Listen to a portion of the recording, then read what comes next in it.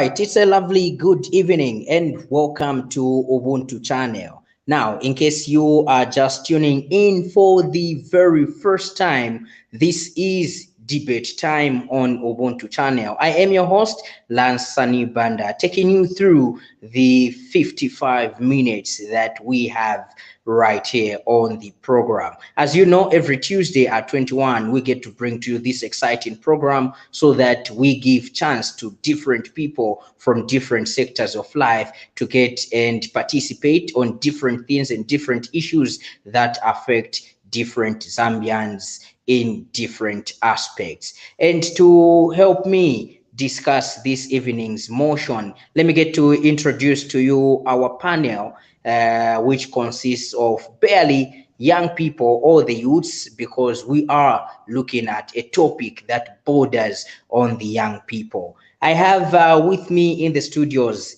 Daniel Zulu. Mr. Zulu, good evening and welcome to Ubuntu channel as well as to Debate Time.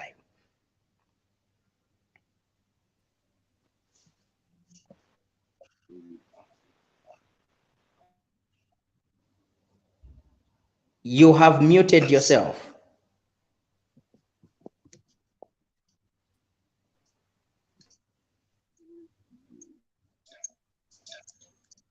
Okay. Now you are okay. Hello. I can get you. Yes, good evening, Lance. Good evening, fellow participants. And good evening to all the viewers. All right. Thank you so much for being part of the program. And of course, let me also introduce Mr. Nsoneka Isaac, who is also part of the panelists that we have this evening. Mr. Nsoneka, good evening and welcome to the program as well as Ubuntu channel. Good evening, Comrade Lance, and good evening to our lovely viewers who are watching us this time. And of course, good evening to Comrade Daniel Zulu there and the other colleagues on the panel. All right, thank you so much. Now, also to help me run this program through as my co-host, I have with me Chaza. Chaza, good evening. Welcome to the program on a Tuesday evening.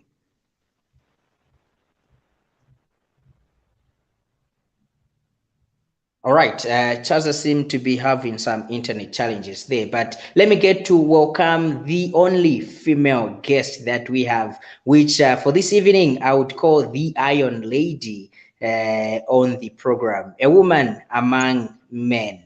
Good evening, Angellah. How are you doing?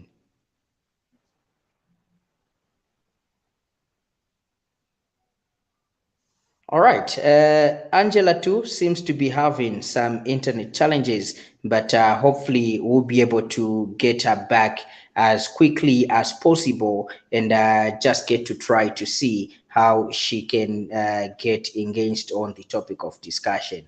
Gents, let's kick the ball rolling. The topic of discussion this evening is something that is closer to the heart of many Zambian people, especially the majority being the youth and the young women. This evening, we are discussing the importance of civic participation in governance by young women and the youth. The importance of civic participation in governance by young women and the youth. Quickly, let's get into it. Let's get maybe to define or to look at what is the importance of young women and the youth participation in issues of governance and leadership. For this one, I won't give a timer because this is just general. And then when we start debating, that's when we'll get to bring through a timer. But before we get into that, let's get to welcome back Angellah. Like I said, the Iron Lady, a woman among men, as you can see, 5 men, and she's the only woman. Hence the reason I would like to call her the Iron Lady. Angellah, hi, good evening. Wow, that's so flattering. Though.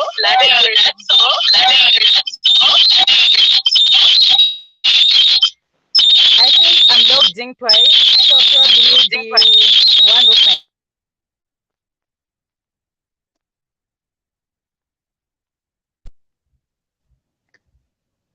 Okay, Angellah, your mic was muted. And kindly, Daniel, can you mute your mic?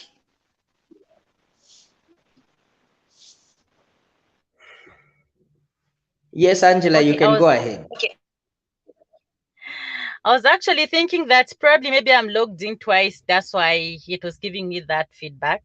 But otherwise, it's a great privilege to be part of this conversation. And being a Middle East man, and the fact that I know Isaac from Facebook and whatever he posts and so on, it's kind of giving me some kind of otherwise thinking. Like I'm actually slightly feel intimidated. I don't know why women didn't join this conversation because it's all about us, you know. But here I am having a whole group of men. But I'm really privileged and thank you so much. And really, this topic is so dear to my heart. And I'm looking forward to having like progressive conversation around this. All right, thank you so much. Let me also be quick to mention that we tried to get as many women as possible who at some point promised to come through, but due to classes, some have classes online and have failed to come in. However, we do apologize for the gender imbalance, and we assure you that we'll work better on it on the next program that we'll bring through. Let's get to see if we have Chaza back. Chaza, good evening. Welcome back to the program.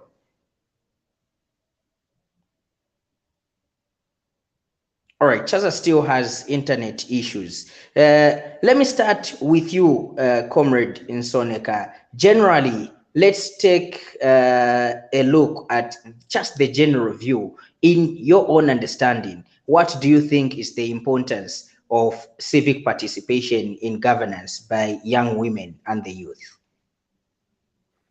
Thank you very much, Comrade Lance, for that.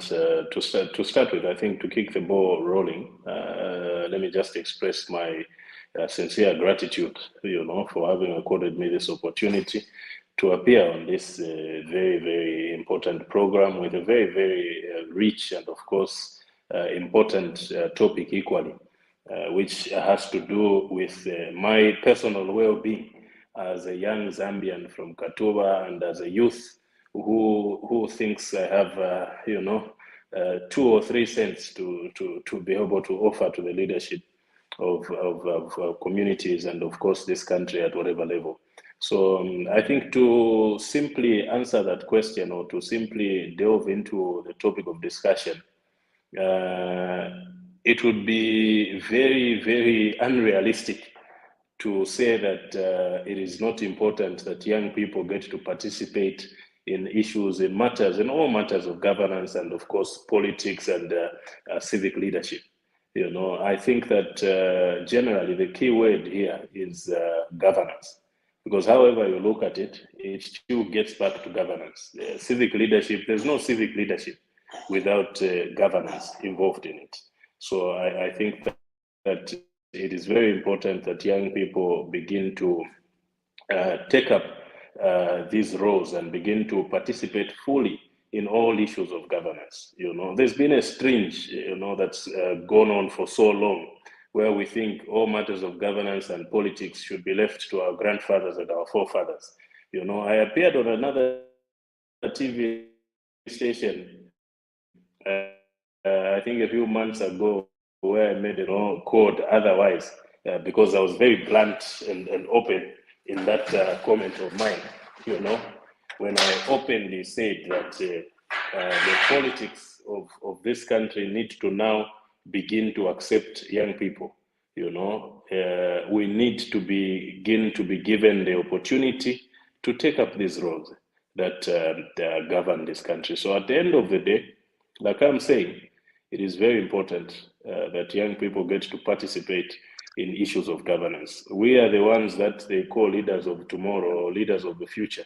But I dare say that that future begins now and today, you know, with what we do, starting from community level, how we engage with the community and how available we are to solving people's solutions and people's challenges.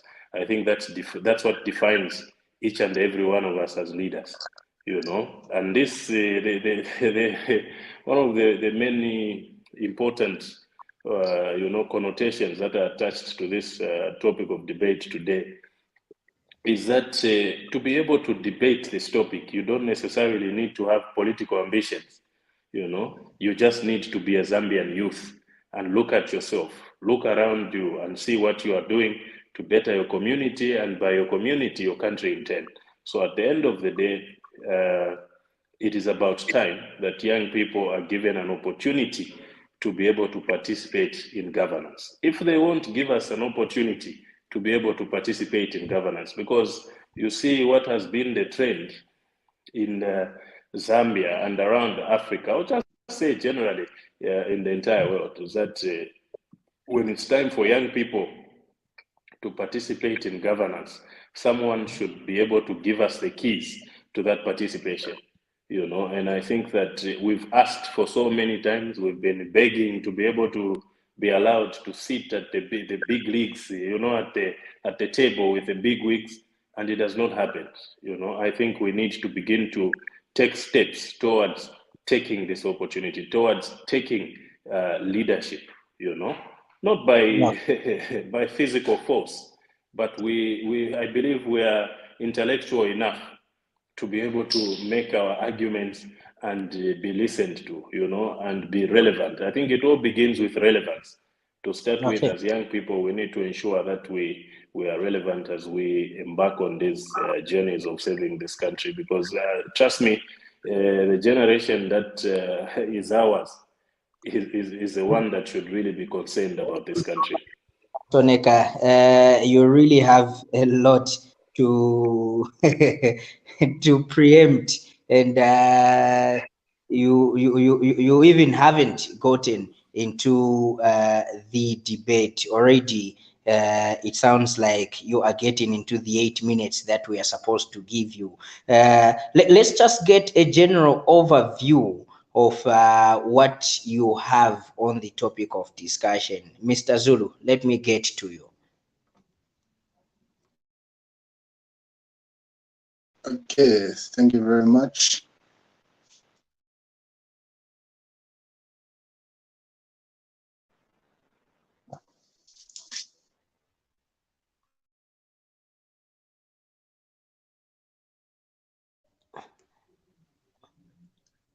Hello? Yes, we can get you. Okay, thank you very much, Comrade Lance, and thanks to every participant. You know, it's a bit intimidating, as Angella's put it, to be part of this platform and be discussing this so rich and so important topic of the hour. Let me get into the overview of the importance of what we're doing, the importance of civic participation for women and youths. Their importance itself cannot be overemphasized. We will have to sound this over and over again, because they'll call us the leaders of tomorrow. But I beg to differ that we are not tomorrow's leaders. We are the leaders now. And as Comrade Isaac has put it, we've begged and we've knocked. It is time to take it by the bullhorn, because this is our cry, this is our responsibility, this is our country. So the importance of youth participation goes with the level of challenges we are encountering today. We have a generation that is in leadership, a generation that is leading us, that is what I can call post or pre-independence, people that have been there before Zambia even became Zambia. You find that the people that are making policies for us are people who the policies won't even affect in the near future. They'll make a policy for you that will live on as a law, and yet they won't be there to face the consequences of the law that they are making.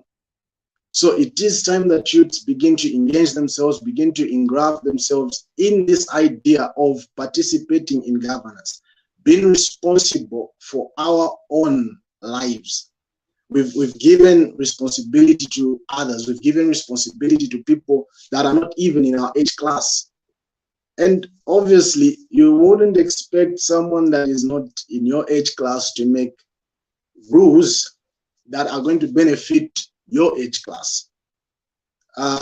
From the top of my head, I know we haven't gone into the debate yet, but from the top of my head, I'll drag you quickly to the retirement age. You find that a group of people, a group of elite will sit and will be like, okay, we are 45, we are 50. How do we ensure that we hold on to the creams that are falling down? We increase our retirement age, whilst the youth is down there suffering, unemployed, graduated, and all those things. And here we are having old gray-haired people sitting and still doing work that the youth are supposed to do. So the importance of this matter, the importance of having youths participate in governance can never be overemphasized. And now more than ever, this shouldn't only just be a topic of discussion. This should be something that we need to start seeing as a reality. Not just talk, but let's ensure that we begin to see youths actually demanding positions in terms of decision making, in terms of leadership, in terms of governance. Let's see youths rise up and demand their place in those seats. The results, that's zero. I want to just pause for a minute and then we'll continue this as the debate rages on. Thank you so very much, Comrade Lance, and everyone participating. All right. Thank you so much. Let me quickly get to Angellah. This is something that you are passionate about. Let's just have an overview as we, before we get to kickstart the debate, just your general overview or understanding of the importance of this civic participation in governance by young people and the youth, young women and the youth. Well, I would also wish to get a request for you, Mr. Moderator, because like I'm not yet home and my phone is nearly like so low. And I would request if I could like yes, give an overview and just go straight into part of what I've prepared for in line with what we're supposed to debate on. I don't know if that is okay. Okay, sure. Let's get your thought as well before we lose you. Okay, yeah, so thank you very much. And just like I said earlier on that this discussion is really so dear to my heart. As somebody who is always advocating for youth and women participation in governance or civic participation in general, it's kind of disheartening to see the levels at which we are really participating at, comparing it to our past. And hence, I would like to take you through our history as human. This history, I just want to give a perception or actually just a historical review of how women and also youths used to interact back then. So you find that during like our primitive communism, where we had no such kind of things like president, kings, and so on, women were actually held at a very high prestige. Why? Because women were actually seen as the first scientist, I would say, because for every medicine which was discovered during that time, it was actually women. Whatever food which was eaten at that time, it was women to actually discover it in any new place which they would move to. But yet you find that these things are not written anywhere in history. It's always, history is always about his story and not her story. Then you also, when we move from primitive colonialism, then we come to slavery. We say the work of women. And just during primitive, women used to work with their children, actually teaching them or passing on their knowledge to their children. So they were actually great teachers and they were not recognized in any way. When you look at the period of slavery, we've been seeing these cornrows which we actually plait even today. Those were actually used like to actually show the routes in which the slaves would sneak and run away from their slave masters. And you always find those cornrows in women's head. But was it recognized then and today? Never. And you find very little literature about it. During also, even you, throughout our history, even during the feudal lords, women participated much, but yet they're not even recognized. We come to today where we have capitalism. You find that during colonialism, I'll just give a practical example of South Africa when it was actually fighting for their independence. When Mandela was arrested, Winnie was the one who was left outside, and she played a greater role of which none of us today still recognize. So you've seen women have been there like throughout, playing greater roles, but yet not recognized. We can move, we can give examples, we can come to Menchetown period. We have people like Claudia Jones who actually worked against the Menchetown period, where she fought so hard fighting for her people and for herself. She's not recognized anyway. When we moved like further, just so recent, we hear these things like the Black Panthers. Do you hear people mentioning about Angela Davis? No, because why? It's her story, not history. It's not his history, his story. So her story is always known by herself, no matter how much you are involved, no matter how much you will be fighting and whatever struggles you may face as a woman in the struggle. And yet, whenever victory comes, it's always his story which is going to be recognized, and like her story remains to herself. So this thing has actually been moving like throughout our history. It's been going forward up to today where we are. When you look at today, in fact, maybe before I even come to today, let's just look so recent just now when we're actually fighting for our independence. You are going to find that throughout these struggles, it's always men and majority. I know probably maybe there could be one or two women who can be recognized that they fought for Zambia and so on, but majority are men. Do you really think that it's only men who fought for this struggle, who were there for this struggle? No, even women were there. They could have given moral or emotional support, but it cannot be recognized because it's found to be useless. Why? Because of the issue of what I would say patriarchy. Because patriarchy has been there in existence for some time. Yeah, so also when we're going to talk about today, like the current situation, when you're going to look at youth and women participation, it's actually very disheartening.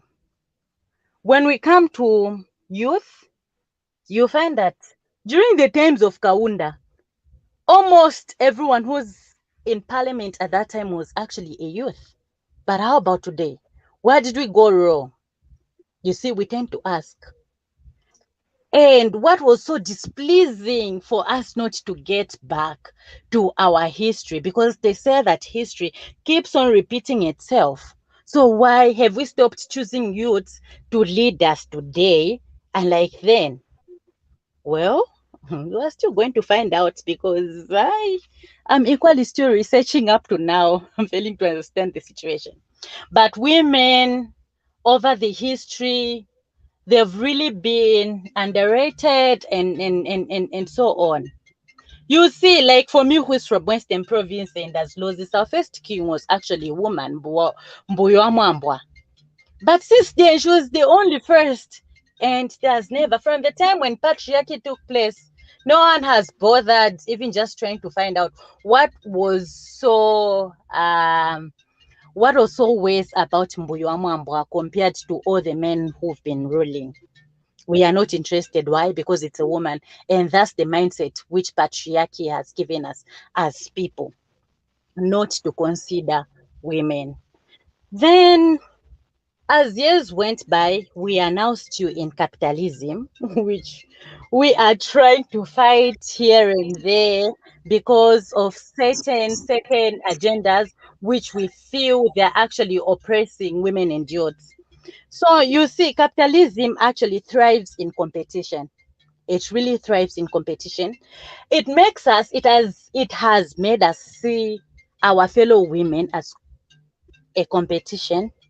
It has made us see our fellow youth as competition.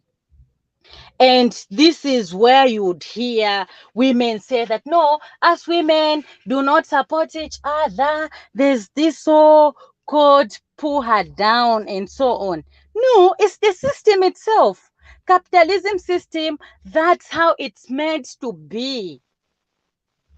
And to push their agenda, they have to change your mindset. They have to change how you see things. They have to get to things which you really believe in. Things like religion, things like education. They would make sure that in education, the standard of girls, they put it lower because they feel that girls, they have too many challenges of which cannot take them so higher. In religion, no, women are not supposed to be on a pulpit because Jesus said this and that, and so on. You've seen. Because they know that these are things which are actually very core to our hearts. All right. This, yes. Angela, I would really like to have you go on and on and on, but But it has to go up to 8 minutes, Mr. Moderator. your 8 minutes is actually up. Yeah, okay, I'm asking for the next 2 minutes so they get to the importance, please. Okay, 8 let's minutes summarize. already. No. Is it because I'm a woman? because My you are a time is woman. going against me. Because you are a woman, actually you've been given 10 minutes. So if we add two, it will be 12 minutes. So you have Okay, two I'm minutes. asking from the rest of the comrades, please, because I really need to air out my views, like before I really go on, before I really go offline. Okay, Because sure. you're a woman and you're telling us a history, we allow you. Please, thank you so much. Please, thank you. Really, I really appreciate that. So, okay, I'll run through like the importance, like so quick. I'll just give maybe 2 or 3 points. Yeah. So on the importance, it's really important, like to give us the time, give us that space, give us that time, like to also experience what the rest of experiencing. So maybe before I even come to that one, there's something which we always overlook about these post-colonial leaders, or is it pre-colonial leaders, these people who were actually even born before independence. They actually have this conservative principle where they feel that, and not they feel, but they actually believe that when it's not broken, then it shouldn't be fixed. Often with this belief, they make sure that no, we are still fine, so there's no need of changing us, we can still like recycle just us. And this is what has been happening in Zambia, where we've been recycling the same people over and over because they feel they are still capable and they have that potential and everything. And this one also, it has clicked in our minds to say, yeah, see, I think that man, yeah, it's okay. Okay, now let's me get to the importance.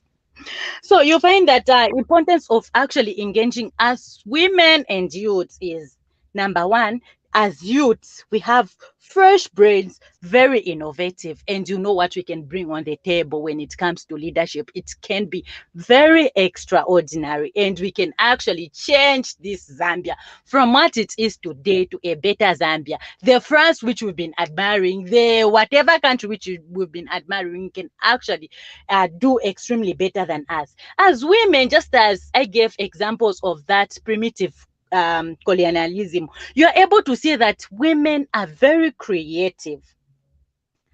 And being creative, and now imagine if we're to put in youth and women who are so creative, Zambia can be on a very a very greater scale. And then you see, when you're going to involve women and youth, it means that their problems are going to be sorted by them, not somebody who doesn't even understand or somebody who is not in their shoes. Some policies will actually be formulated because they understand what they're going through. For example, I usually do this campaign for menstrual hygiene. No man is able to understand about menstrual poverty, but it's only a woman who's been through that or who understands what it takes who can actually put in policies which can cater for that. Same applies to youth. Some things which youths go through, none of the elderly people can actually put in policies which are going to curb some of the vices and so on, or improve the situation. So, in conclusion, since I have limited time, there is actually one thing which I've actually noticed. I know I stand to be corrected and everything, but this is my analysis to say, I think the whole problem is actually coming from the Western world, because that's where we get most of the knowledge that we have, perceptions and everything. Our whole education is actually based on the Western and everything. Culture would want to imitate Western and so on. So you find that the Western, they actually feel we are a threat. Us women and youths are a threat. So hence they would put in things like, just because we are lamenting to say, no, we need youths, we need women in governance. So they would put in organizations, they would put in few policies, but these are just kind of, I would say, reformed. They are not there to remove the system, but they are just there like just to calm us, not to remove the whole problem. You've seen. So I can give an example. Like when it comes, every time I hear this, like our copper and all the minerals that we've actually given out to these Western imperialists, you find that those people, they are the ones to decide how much we should buy that copper, the copper should be sold at, and so on. But if it were a woman is always concerned about their people, their household, their family, and so on. So if it's a woman who will be in position, they won't allow that, because they're going to think first of their own people. The youths too, they're going to think first of their own country, because they are very patriotic. You've seen. But because we have men who are very analytical and they're kind of pre-colonial, they do not care. For as long as they feel they can fit in, then they're able to give it away. You've seen. So it's very important to give in youth and women if we really want to see a better Zambia. Otherwise, women and youths have really better things to offer, extremely extraordinary things to offer, and to change this country upside down, because their ideas, they're actually extraordinary. This is why we actually see even these imperialists, because we know we have some people within our governments, we within just ourselves, who are actually pushing for the imperialist agenda. They would rather pushing for a woman, because they know that we're making a lot of noise, that we want women, we want youth. They would rather pushing for youth, see, for women who actually won't go against them, but also continue pushing in for the agenda, than somebody who is going to work for the people and work against them. We've seen that. And then the only thing which can change the whole narrative is the issue of us embracing Ubuntu, because they've made sure they've abolished this. when this whole the whole continent was there, when it was starting with, from the transformation of a human being as we evolved to being this human who is able to think and everything, you'll find that we embraced Ubuntu, where we knew that I can only be me because of others. But today, we feel when you prosper alone, then you are there as Angellah. Then, yeah, since you are the rising female, then you're in a better place and you don't care about anyone else. But we're always there. We are stepping on our ancestors, on our forefathers' shoulders to get to where we are. Then why are we neglecting the rest who are actually pushing us to the top? You've seen, that's all about capitalism, which has destroyed Ubuntu. But the moment when we start embracing that, and we can only embrace it if we know where we're coming from, then the better. You see this narrative changing. Otherwise, thank you, comrade. You've been very nice for me as a woman. It, Though I don't it, need letters. it feels like we were in a lecture room. It's just quite unfortunate that you will be leaving us, because for me personally, I think you've left more questions than answers, or let me say, you've left points which I would rather the comrades we continue debating on, and maybe find better solutions on how best we can go about it. Be rest assured that we'll come back knocking on your door and see how we can best engage you on either the same topic or a different topic that is of best interest to your heart. Thank you so much, Angellah. Uh, yes, you wanted to say something before I engage the other colleagues. Yeah, I wanted to say thank you so much, and I will still be online probably maybe for the next 2 to 3 minutes because my phone is at 5%, and I'll be able to take a few questions if they're there, and I'll gladly wait for that note because this whole topic is really so dear, because I've seen a lot of youths like getting lost because we don't know where we're coming from, and I'm so much enrooted in our history because I'm a Marxist. Okay.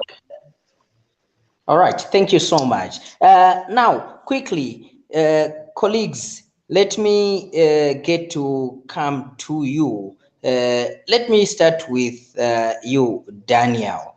Like I said, I think I'll get to the issues that have been raised by Angellah. Let's get to debate those before we get into, as we also get into other things. She brought out the issue of reasons why youths or women, especially women, young women, are not participating actively in civic leadership as well as governance. Is because of the patriarchal method that we have taken. Do you think that is a case why women are not recognized, or why women are not fully participating in civic issues as well as governance matters? Okay, thank you very much, Lance. Am I audible? Yes, you are. Okay, thank you. Comrade Angellah has brought out a lot of powerful points, and the patriarchal myth or method of governance, where you push women aside and raise the man above the woman, is not only something that is new or strange. It is something that even right now people are trying to fight over. One thing that has been done, that was done, is when the colonial came, they made sure that they divide us in such a way that they will rule every aspect of our lives. This can be attributed to our colonial masters. So the divide and rule method, where you divide race against race, language against language, so that you have some form of dominance. You divide the majority so that the minority will rule. What happens is they will put everything in there to ensure that whatever you try to do to come out of their bondage, something else will ring to you and tell you to say, no, no, no, no, you're supposed to be back here. So they bring their form of rule where men are the only people recognized to be powerful enough to lead. 1. 2, they give us a religion that tells us to say a woman should not be above a man. Okay? So even society, you break out of society as a woman and say women can do it. You break out in your community, and as a rising woman, you start to push and advocate for women to do it. What will happen next to you is that the religion that you hold supreme, the deity that you hold supreme, will say to you, say, no, no, no, no, no. A woman is not supposed to be above a man. So you are still under bondage. You are still under the thought that a woman should not lead. Today, it seems to be a privilege when you see women leading. It shouldn't be the case. Women are natural leaders. They're supposed to lead. Okay? The way they've been formed, the way they've been made is women are supposed to lead. Okay? Creation doesn't take its form until God brings a woman in place, borrowing that from our own religion. So a woman comes into play, then creation starts to take its form. So women are leaders. Yes, the patriarchal method of ruling has brought women to a position where they're supposed to be down. Submission doesn't mean irrelevance. It doesn't mean when you're submitting to somebody, then you can't lead. That's a lie. You can submit and still lead. It's very possible. Okay, so we've been brought to women have been brought to a position where they need to feel the vulnerability and the need to be led by a man. We can't have a society when we exclude women in leadership. We can't have a productive society when we remove women from leadership. Women are supposed to be part of it in as much as youths are supposed to be part of this. So we are going to, the idea is break loose all the thoughts and myths that were given by the people that wanted to rule us, by the people that have been ruling us. Women are not subjected to be led by men only. No, women can lead. Women can lead men, women can lead fellow women can lead youths, women can actually do better than some men that we are seeing. Thank you very much, comrade. Thank you so much, Daniel. Comrade Isaac, on the same issue of women blaming the patriarchal system as the reason why they feel neglected or them not taking part in civic participation in, governance. Is it true that because of the patriarchal type of leadership, women are not recognized? And also, doesn't it conflict with biblical terms of a woman is supposed to be a helper and not the head? Well, thank you very much, comrade. I think that our dear sister and comrade Angellah has left us in a limbo. If I were to borrow Honorable George Mpombo's words, she should have been here in order for us to just get into the proper nitty-gritties of the issues that she has laid on the table. But with that said, I think I look at it as a double-edged sword, comrade. Even when I speak so passionately about the need for women and youths, and by women I also mean young women, not our grandmothers. Can we leave our grandmothers in Katuba to farm and enjoy a time we visit them over the weekend? Let them retire there, so that we can also try and lead them, So when I talk about women and youth, literally I'm talking about young women and young men, So much as we are saying that it is time, the same can be said about women.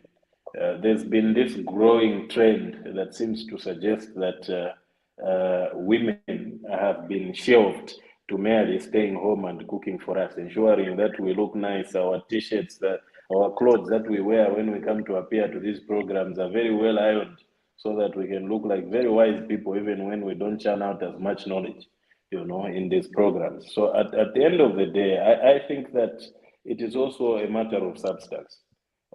Since time immemorial, like Comrade Zulu has put it, men have dominated the industry of leadership. Allow me to call it the industry of leadership. It has been dominated by men, and that cannot even be challenged. It can be argued, but it cannot be challenged.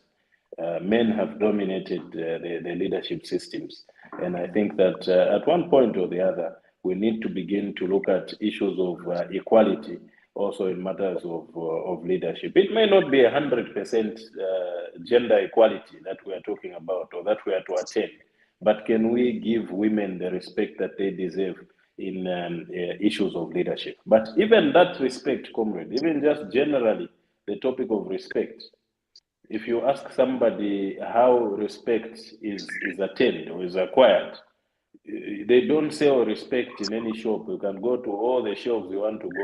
You won't find a label there written respect being sought, Respect is what is a practice of earning, you know what I mean? You have to earn that respect. Even women need to begin to show leadership before they are even incorporated into this program. So before they jump into this particular subject of leadership. The same goes for we as young people. You know what I mean? You cannot be 6 to 6. You are just seated in a tavern and drinking, enjoying your boss there, and then at 18 hours you go and open your mouth and say you want to lead. You know what I mean? Example should be given. Who are you in your individual capacity? Who are you in your community? And I'm putting these issues in an umbrella, comrade, also marrying it to the main topic of youth and women participation in civic leadership, because civic leadership is about communities, All right. So it is true that our women have been disadvantaged for a long time, but I think that we need to begin to grow a crop of women that stand out, a crop of women that have accepted that they can lead. We shouldn't impose because there are only 5 ministers in a cabinet of 30. Then we should say add more women. They should be substance. You know what I mean? The same goes even for the youth. We need to create substance around ourselves in order for us to qualify for some of these, opportunities of governance. Because to lead people, comrades, is no child's play. It is no child's play. Many have come and have failed simply because they were ill prepared. We need to prepare as young people. We need to prepare as youths.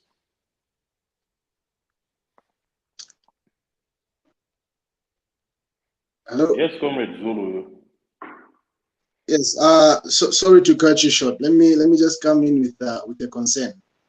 I always have a challenge when someone says youths should attain a certain level.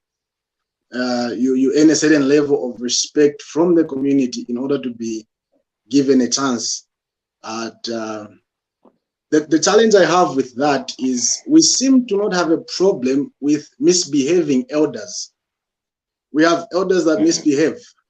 We have elders that have not attained the level of respect required for a youth in order to be given leadership. But we are okay with that as long as they are older than we are. But for a youth needs to attain some level of, I have some concern with that. Okay, comrade. I hear your concern, but if you allow me to continue and also just respond to that very quickly, I think that what I mean, comrade, when I say that youths, we as young people, need to distinguish ourselves. We need to define ourselves even as we aspire to join this industry of governance. It's not necessarily to say that we are okay with misbehaving elderly people in governance. It is the reason that they are misbehaving. That they are misbehaving is the reason why we as young people should remove them and insert ourselves right where they are sitting. But what good will it do to replace a nuisance of an elder with a nuisance of a young person? So at the end of the day, comrade, however you look at it, it begins with where we sit as young people. We look around us, we build a certain wall, we build a certain character for ourselves to be able to lead people. Like I said, leading people and participating in governance is basically leadership, no matter how you look at it. Governance is leadership. So at the end of the day, for us to be able to deal with the erring elders in our leadership structures, in our governance structures, we need to create a crop of young people or a cadre, a train of young people who are different from these elderly, elders who are literally behaving like little children. All right. Thank you so much, comrades. Quickly, I want to come to an issue of the same youths. Now, time and again, especially riding on maybe what Comrade Nsoneka is bringing across. Many are times that we have heard and seen youths one way or the other failing when they have been put in these leadership positions or in governance positions. They have failed fellow youths. We have heard reports and complaints from fellow youths to say the youth have failed. Do you still think it will be important for youths to be given that chance in those governance positions? Let me start with you, Daniel. What's your thought on that? Comrade Lance, allow me to answer your question with a quick question. When you say failed, what exactly do you mean? Failed in whose spectra? Failed how? Can you give content to the failure? All right. So in giving content to the question, we have seen or we have heard of youths that have been given these leadership positions, and then instead of them moving or working according to the expectation that the young people are expecting from them, you find that they go the other way around. Sometimes they come through and say, because of the system, which they say maybe the system has changed them here and there or whatnot, and the view. So those are the things that we can put across or put through as this is what other people are looking at as failure. So now looking at that, do we still need to put the youth in that position? Comrade Lance, when we have an elderly, pre-colonial or pre-independence, when that person has failed, what do? We vote them out, replace them with a fellow pre-independent. Why should the scenario be different for a youth? If one youth fails, does it mean all the youths have failed? Does it mean we cannot have other youths to represent us in decision making? Why are we quick to stereotype failure to youths? Why are we quick to attach failure to youths? If an older person fails, we don't say other people fail. No, we say that individual has failed and we vote them out. That's the rule of the ballot. If they fail, vote them out. But for a youth, we want to attach that connotation that the youth has failed. Why is it like that? Because in my own view, if I fail, if Daniel fails, though I represent the youths, but as Daniel, I have failed. I shouldn't put the entire blame on youths to say youths have failed. What I should do is own up and say, I have failed. Don't attach the connotation of youth to one individual. If you can't attach the connotation of elderly to an entire group, and yet you attach it to just one individual, if you can attach elderly to to the entire group of elders are failing us, then you have a right to say youths have failed. But if we single out individuals and say chite, please single out even the youth, because the fact that the youth is in governance doesn't mean it's the whole team there. One person has failed, you can easily fish them out and put another youth there. I don't see any problem with that. Comrade, have you come across saying of if one groundnut is rotten, then it destroys all of the groundnuts that you are chewing at that particular time? Comrade, maybe before you even answer, to help you answer Comrade Daniel Zulu's questions, yes. I think I'll put it in a very simple term. I don't know, I can see the Banda and the Zulu. I'm a Lenje myself, but I know a bit of Bemba. And if I've learned anything in my travels in the northern region of this country, is that our colleagues, they are very passionate about their tribe and all these proverbs of theirs and how they throw them around everywhere. You know, people even say Bembas have justification. They justify even failure through proverbs, you know.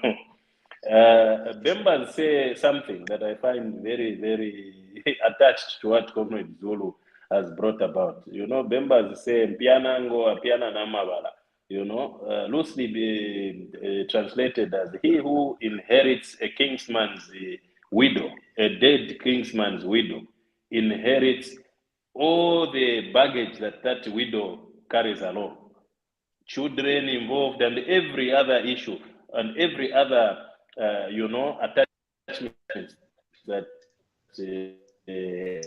are to that widow. So when a young person fails, when a youth like me and Comrade Zulu and Comrade Lance and Comrade Chaza here fails, why should they say that Comrade Nsoneka only failed? I think that it is only justifiable, really. That exactly, that's what we I'm are getting all put in one. We are all put in one umbrella.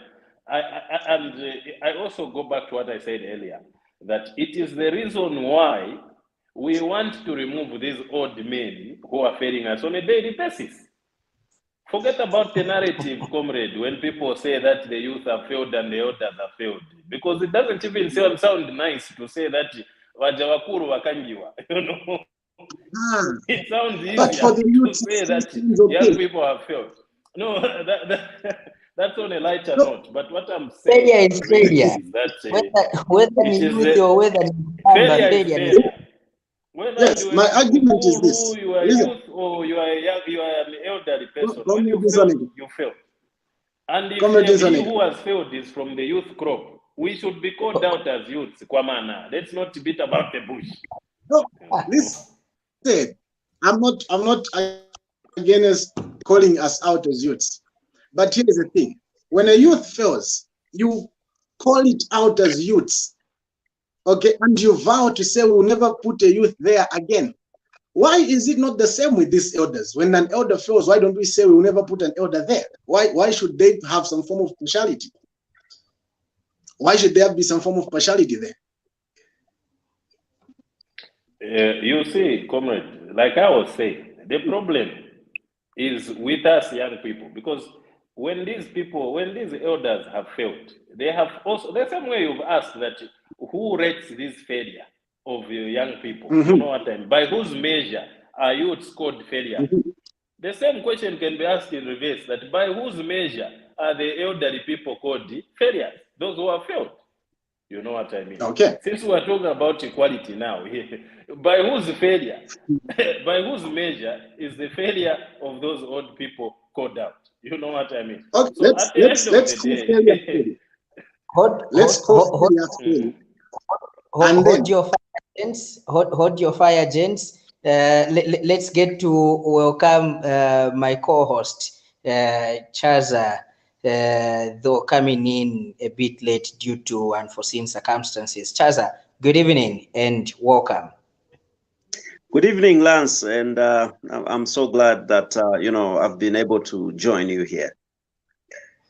Definitely. As you can see, we are discussing the importance of civic participation for young women and the youth. With young women, we've been left with lots more questions by Comrade Angellah, who unfortunately has dropped out due to network.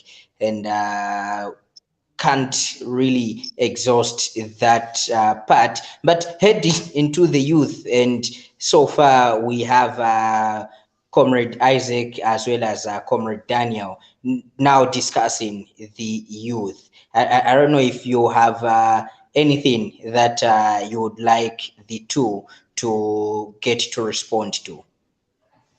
Yeah, I think my question is as regards the youth and women participation. For some time, I think this has been a debate to say women and youth should actually be incorporated, into leadership, or they should participate into leadership. Now the question is, during Kaunda days and the like, we saw that the youths were actually standing up and be counted. They were actually bringing up themselves and facing the mantle and taking up, leadership, contest and positions. But this time around, I think we see that youths and women are rather having so much debate, but they don't push themselves, to be seen into participation and taking up, leadership positions. What is the problem, really? I would like to find out from the two gentlemen. Let me be the first one to jump on that. My view is even youths don't trust each other. Even women don't trust each other. I've had a lot of bond to chew with people, especially youth advocates, that bring out a notion to say youths should attain a certain level of qualification before they can stand out, step out and say we are ready to do this. We have parliament today that is made up of fewer youths and a lot of elderly. When it comes to scrutinizing the elderly people, we are not so much concerned with their qualification. We are not so much concerned with their standings. We have thuggerous-minded, leaders. We are not so much concerned with their qualification and the level of, what they've attained. But immediately a youth jumps on board. Immediately a youth says, I want to do this. Then we raise our horns and start saying, what qualification do you have? Have you been a leader before? Have you, the best way to learn how to swim is by swimming and not watching the water. You don't learn how to swim by watching the water. No, you learn how to swim by actually doing the swimming. Of course, probably putting them on top might be a far-fetched idea, but let's start from the ground. Let's trust each other. Let's trust each other as youths from the ground. A youth is standing as councillor. Let's give that youth a chance, okay? A youth is standing as MP. A youth is standing as mayor. Let's give that youth a chance. Let's not stand and be the people that are shooting youths down and saying, una qualification, Bwanji, or have you been a leader before? No. Listen, our population is represented 70% by youths.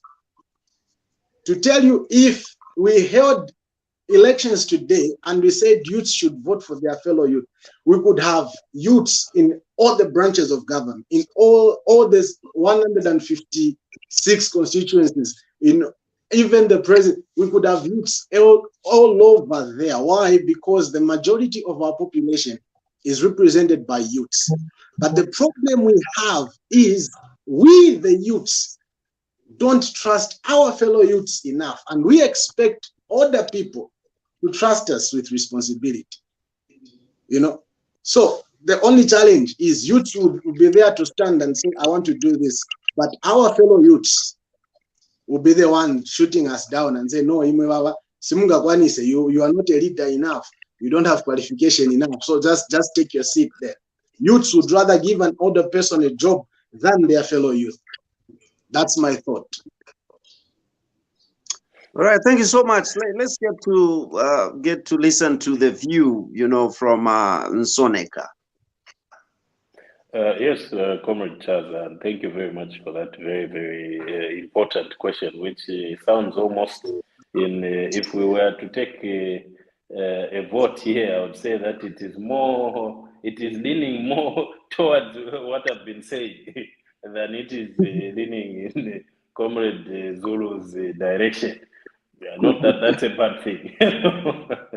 Yeah, so I think to just answer simply, Comrade, and also let me begin by reacting to some of the things that Comrade Zulu has brought about. You see, I have, like he has said, that he has a problem with the advocates that talk about qualifications that youth possess, that talk about the ability that youths have to be able to take up leadership.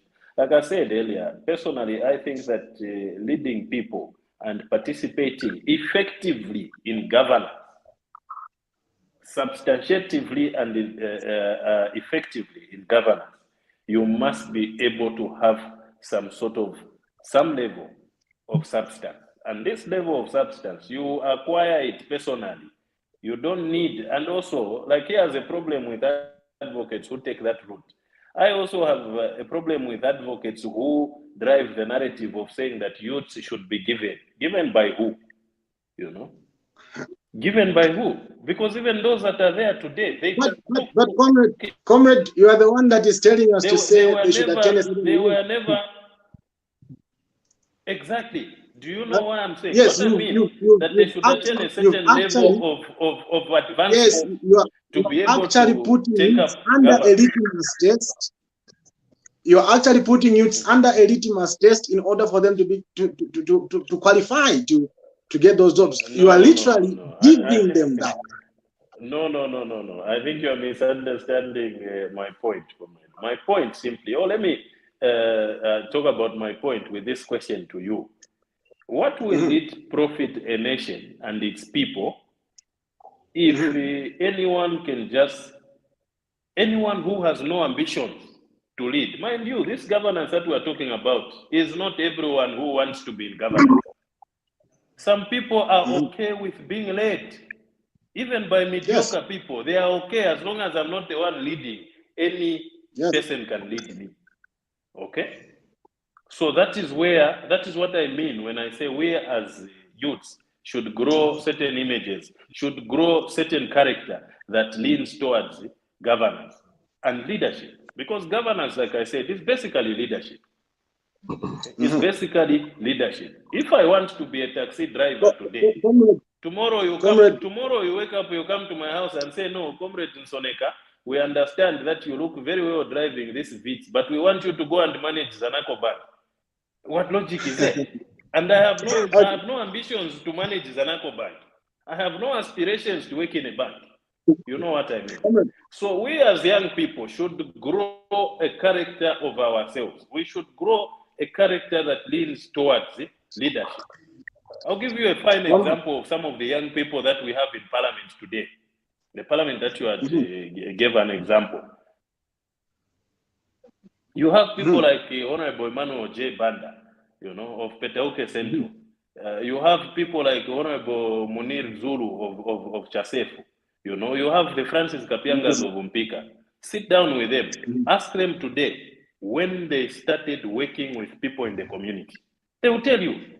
Some of them have done it even 5 years before, even 10 years before the time that they were elected into office.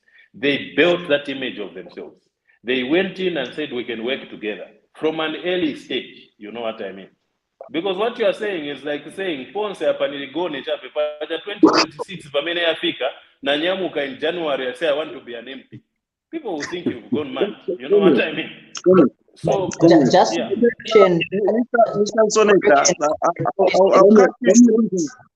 Just to Comrade Isaac, Munia Zulu is Lumezi MP and not Chasefu.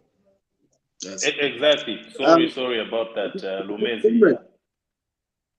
Okay, so Mr. Nsoneka, just a minute. It appears, Daniel is penning with, some reaction. Let's give him a chance to react before we get back to you. Here is my problem, and I want you to get me right.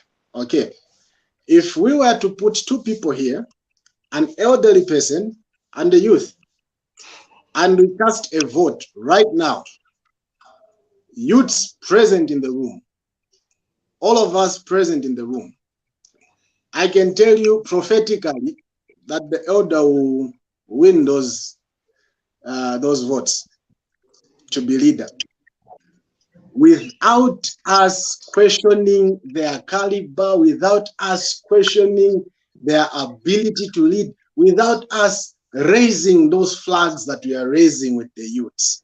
It's like we are putting a demand of cream de la cream on the youths, and yet we are letting it pass with the elder.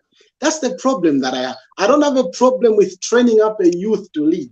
If you heard my argument first, I said if a youth, it shouldn't just be MP or those higher positions. No. If a youth aspires to be a councillor, like that's the least that we can give them with our vote. If a youth aspires to be a councillor, council chairman, or anything within that, you get my point. That's a way that we are going to train them. That's a way that we are going to groom them. A lot of youths that you've given examples of, the examples of NJJ and Munia Zulu, they've been there not only because they have the resources, they have the backing of the resources. I've known of JJ way before 2021. I've known of Munia way before that time. It's the backing of the resources. They have the resource to mobilize. They have the resource to campaign. They have the resource to reach out. Okay? Here I am, Daniel, without resource, and I aspire to be a councillor. Why should you put me under litmus test and say Daniel should have these qualities and work with this community for this amount of time for him to be given that position? Why should you be so strict on a youth and then let it pass on an elderly person? That's where I have a challenge. Comrade, I think I don't know if you are done. Sorry, Comrade Chaza. Yeah, he's done. I think you forgive can. My bad manners. Forgive my bad manners. I'm a former moderator myself, so I tend to take matters into my own hands sometimes. But it's okay. It's okay. Yeah. Comrade Zulu, I think you and I are saying the same thing. We're only using different languages. But different. I'm probably using Lenje from Katuba, and you are using this very advanced English from Lusaka. What I'm saying, comrade, is that you've given very, very practical examples, and I'll tell you that even those practical examples that you've given, they still come back to character building. You've talked about youths having resources. Okay, resources, whether you like it or not, comrade, young or elderly, you need the resources to invest in a campaign. Whether you want to lead people genuinely, not for your selfish reasons, so that when you become MP, you have access to walk into these offices and get contracts for yourself. Or when you become a councillor, you start terrorizing people and selling land, Whether you genuinely just want to save the people, you need resources to put in a campaign and to win elections. Elections are never won just by saying. And what also attracts election? What attracts support or funding from well-wishers is character. If you build a character, identify yourself as this character who has the desire to save the people. It will be very easy for you to knock on a few doors and talk to people, and people will help you. Even all these people that you've mentioned, Munia and them, they had those resources going into the elections because they went to people and said, look, this is my agenda for Umezi. This is what I want to do for the people. And those people with the resources looked at the agenda and said, this is something that they can help with. But if you just... believe me, whether you like it or not, you can't go, you live, say for instance, you live in Mutendere today, okay, in Mutendere ward in Munali, I don't know if there's such a word, but you live in Mutendere, tomorrow, next year there are elections. So there's an election this year. But wanyamuka waenda kuchiranga ku freedom. I want to be a councillor in freedom where they don't know you. That doesn't work, and we shouldn't reduce the mark of leadership to that to that level. To that level, people should distinguish themselves as leaders going into these elective or leadership positions. You shouldn't just wake up and say, I want to be this. You need to build a character. You need to build an image of yourself that you want to lead. You know, even as the elderly people that you are talking about. Nsoneka, I think I'll cut you short, and I can see Daniel is, itching also to react. But due to time, let me throw it back to Lance, who is going to provide us guidance. I see the need that you need continuity, even some time next week or something like that. Lance, over to you. Thank you so much, Chaza. Gentlemen, let's agree to disagree. There's need for part 2 of this debate with the same topic, as we haven't exhausted much due to time, and hopefully we'll be able to have our lovely ladies around to also participate in the debate and probably get to represent the female folk nicely and continue with what Angellah had started with. Thank you so much, Daniel. Thank you so much, Isaac. We really appreciate. Please go back to your books, go back to research. Be rest assured that next week, Tuesday, you are back on this very platform as we continue with the same topic, as we will call it part 2, because we want to have a full house and be able to deliberate issues and matters as they come. So thank you so much for today. We really appreciate, and we can never say much, but just ask God to continue blessing you with life, so that come Tuesday next week, you are part of the panel. Chaza, thank you so much as well. Really appreciate your effort coming through and doing what we do best. Not forgetting our viewers, everybody that came through via liking, sharing, watching, as well as whatever reaction that you had put through to the program. Those also that commented via YouTube and Facebook, we appreciate you. We salute you. Without you, we are nothing. Therefore, we only ask that continue supporting us in this same way, in this manner, as you help us grow Ubuntu channel.